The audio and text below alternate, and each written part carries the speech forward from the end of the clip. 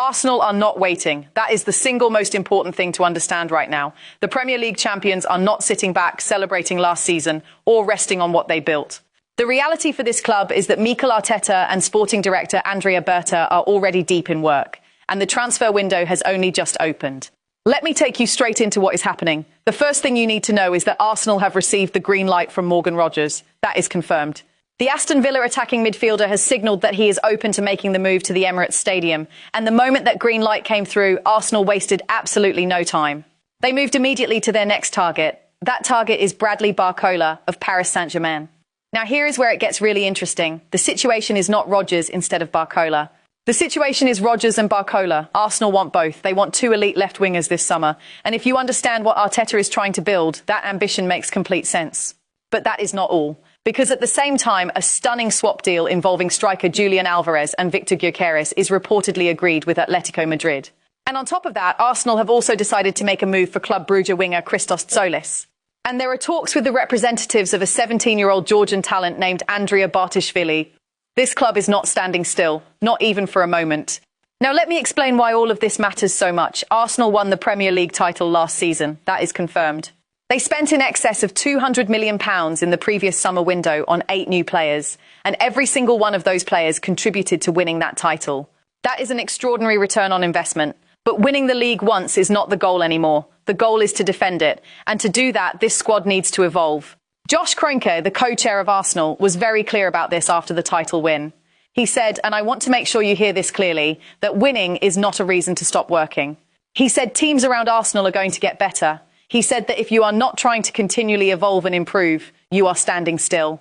That is the mindset driving everything you are about to hear. Arteta himself made it even clearer after Arsenal's penalty shootout loss to Paris Saint-Germain in the Champions League final. He said the club needed more game changers in attack. Those were his words, more game changers. And now, the evidence suggests that is exactly what the club is going after. If you want this level of analysis on everything that happens at Arsenal this summer, hit that subscribe button right now. On this channel, we break down what is really happening, not just the headlines, but the full picture. Hit subscribe and turn on notifications so you never miss a thing. Let us now go through each story in detail. I am going to take you through everything, separate what is confirmed from what is still a rumour, and give you my full analytical view on what each move means for this club. Morgan Rogers. The green light is given. Let us start with Morgan Rogers because he appears to be the first domino. Rogers is currently an Aston Villa player. That is his club right now. He is an attacking midfielder, and the interest from Arsenal has been building for some time. But what changed recently is significant. Rogers himself has given Arsenal the green light. He has made his transfer feelings crystal clear. Now, when a player at that level signals openly that he wants to make a move, it changes the entire dynamic of a transfer. It means Arsenal are not chasing a player who does not want to come. They are pursuing a player who is actively willing to join them. That makes the negotiation process far more straightforward. The question that analysts need to ask is this: where does Rogers actually fit in Arteta's system? The initial assumption was that Rogers was being targeted as a left winger. That made sense on the surface, because the futures of both Gabriel Martinelli and Leandro Trossard at the club are described as uncertain. Someone needs to fill that left wing position. But here is where my analysis goes deeper. The reality for this club is that Rogers is not a natural left winger. He is an attacking midfielder, a number 10 by nature. And when you look at the bigger picture of what Arsenal are assembling this summer, it becomes clear that Rogers may actually be destined for a different role entirely. It is now clear that the plan could be to use Rogers as the number 10, operating behind the striker. And if that is the case, it raises an enormous question about Martin Odegaard. But I will come back to Odegaard in a moment. For now, understand this. The Rogers deal is progressing. The green light has been given.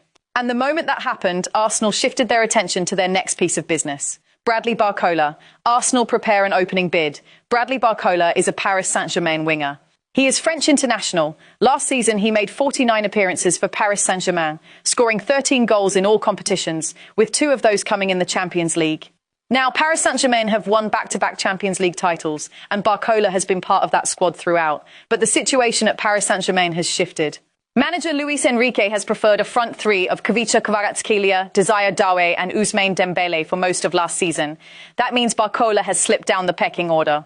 And when a player of that quality slips down the pecking order at their club, the door opens for someone else to walk through it. Arsenal are preparing to walk through that door.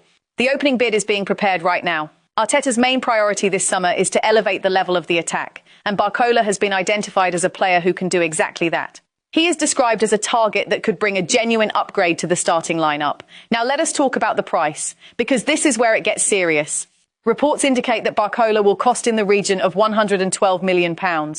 If Arsenal pay that figure, he would become the club's record signing. That is a statement. That is a club saying loudly and clearly that they are not afraid to spend at the very top of the market. Paris Saint-Germain's preference is to keep the attacker. That is confirmed. But they are also open to reshaping their own forward line. And that openness is exactly the window Arsenal need to make their move. Here is what makes this signing so logical when you analyse it properly. Barcola is a natural left winger. He is exactly what Rodgers is not. And the evidence suggests Arsenal may be planning to sign both players for different positions. Rodgers as the attacking midfielder, the number 10. Barcola as the natural left winger. Two elite attackers for two different roles. If that plan comes together, the attacking line Arteta could put out would be genuinely frightening. Think about this. Viktor Gyokeres through the middle as the striker, Bradley Barcola on the left wing, Bukayo Saka on the right wing, and Morgan Rodgers operating as the number 10 behind Gyokeres. That is a front four that would terrify any defence in Europe. But wait, I just mentioned Viktor Gyokeres, and now we need to talk about the Álvarez situation. Because this is where the summer gets even more complicated. Julian Alvarez, the swap deal story. Julian Alvarez is currently an Atletico Madrid player. He joined Atletico Madrid and has been exceptional in Spain, scoring 49 goals across 108 appearances across 2 campaigns. Those are remarkable numbers. He is 26 years old and at the peak of his powers. Paris Saint-Germain have made their interest in Alvarez known. Barcelona and Real Madrid have also been linked. But the situation is that Arsenal are reportedly at the front of the queue, and not just interested from a distance. Reports claim that a significant agreement has already been reached with Atletico Madrid. Now here is the twist, because this is not a straightforward transfer. The reported agreement is structured as €50 million, which is approximately £43 million, plus Viktor Gyokeres moving to Atletico Madrid in the opposite direction. Gyokeres joined Arsenal last summer for £55 million. He scored 21 goals in 55 appearances across all competitions and played a pivotal role in ending Arsenal's 22-year Premier League trophy drought. Now I want to be careful here and be honest with you about the status of this story. A journalist named Jota Jordi claimed on the El Chiringuito program that Atletico chief Gil Marín told Barcelona president Joan Laporta that Álvarez is not for sale. The same journalist then declared it a done deal for Arsenal. Those two statements appear to contradict each other. That is something to watch carefully. What I can tell you with confidence is this. Álvarez has been heavily linked with an Atletico Madrid exit. Arsenal are reportedly at the front of the queue, and the swap structure involving Gyokeres has been reported by credible sources. As an analyst, I would say this. If the Gyokeres plus €50 million structure is accurate, that explains something important. It explains why Arsenal might be comfortable pursuing both Rodgers and Barcola at the same time. If Gyokeres leaves as part of the Álvarez deal, Arsenal would need a new striker anyway. Álvarez would be that striker, and Rodgers and Barcola would be the attacking players around him. The pieces are starting to fit together. But there is a rumour element here that I want to be transparent about. The Álvarez deal has not been officially confirmed by Arsenal or Atletico Madrid at this point. It remains a strong and persistent report, but viewers should understand that it has not crossed the line into confirmed territory yet. We are watching this one closely. Christos Tzolis. The move is decided. Now let us talk about Christos Tzolis. This one might surprise some viewers, but it is a significant piece of news. Arsenal have decided to make a move for Club Brugge winger Christos Tzolis this summer. The decision has been made. The move is happening. Zolis is a Greek international winger currently playing for Club Brugge, and the news around this transfer carries an interesting detail. Club Brugge have already begun searching for his replacement.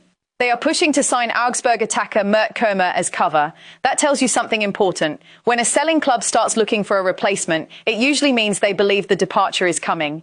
Now, why Zolis? At first glance, some supporters might question this signing given the enormous names Arsenal are also pursuing. But think about what this club is trying to build. If they bring in Barcola, Rodgers and potentially Álvarez, the squad is going to be larger and more competitive than ever. Zolis could be part of that wider attacking depth. A player who provides options, competition and cover across the front line. He is described as a winger, which means he adds to the attacking width that Arteta is clearly prioritising this summer. The evidence suggests Arsenal are not just looking for starters. They are building a squad capable of competing across the Premier League, the Champions League and every other competition at the highest level. Andria Bartishvili, building for the future. And then there is this story which tells you everything about how Arsenal think about football beyond just the next season. Arsenal have opened talks with the representatives of Andria Bartishvili. He is a 17-year-old attacking midfielder from Georgia. He is currently on loan at Iberia 1999 and is described as one of Georgia's brightest young talents. Juventus are also in negotiations for him. That is important context. When Juventus are competing with you for a teenager, that teenager is not an ordinary teenager. This is a highly rated prospect that multiple European giants are chasing. Here is the complication. Bartishvili cannot officially join Arsenal until he turns 18 in March 2027. That means this is not an immediate signing. However, a pre-contract agreement remains possible. Arsenal could secure his commitment now, even if he cannot officially complete the move until next year. The reality for this club is that they are not just thinking about winning the league this season. They are thinking about the next generation. They are building a team to eventually take over from the current squad. That long-term planning is one of the markers of a truly elite football organisation. As an analyst, I find this story fascinating because it shows the full spectrum of Arsenal's transfer activity this summer. At one end, they are pursuing a £112 million winger in Bradley Barcola. At the other end, they are nurturing relationships with 17-year-old talents who will not even be available until 2027. That range is impressive. Martin Odegaard. The role change question. I promised I would come back to Martin Odegaard, and now is the time. Odegaard is Arsenal's captain. He is the heartbeat of this team. But the situation is now raising serious questions about his future role at the club. The evidence suggests that if Morgan Rogers joins as a number 10, Odegaard's position at the club becomes uncertain. It is now clear that his time at Arsenal as the primary number 10 could be coming to an end if the Rogers deal is completed. Some analysis suggests Arteta's plan involves Rogers playing behind the striker, which is Odegaard's current territory. However, there is a new development around Odegaard that is worth watching. During Norway's World Cup opening match against Iraq, a 4-1 victory, Odegaard was exceptional from set pieces. He teed up Leo Østigard from a corner to double Norway's lead with a perfectly weighted delivery. He was a persistent danger throughout the game from dead ball situations.